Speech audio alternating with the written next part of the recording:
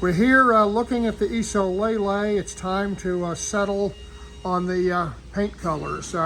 Before we do, I just want to point out all the body rebuilding that Rick and the guys are really rightly proud of accomplishing.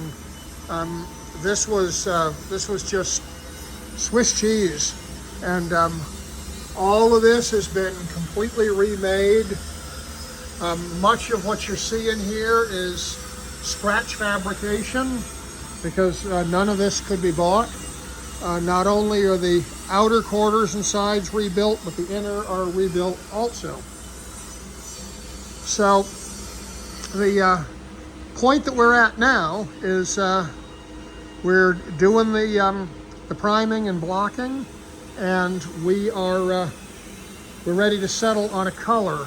Rick and I think that the electric blue, which I think they call Iso blue, is a good choice for this car, and I'd like to just show you why.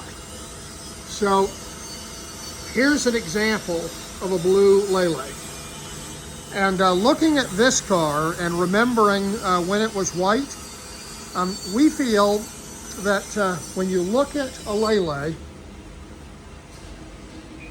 and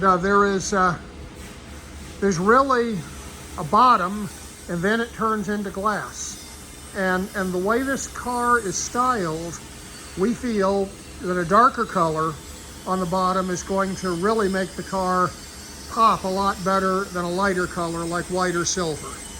And given that we're talking about doing colors in these cars, that leads us to think, you know, a burgundy, a blue, and we think that this blue is a particularly attractive choice.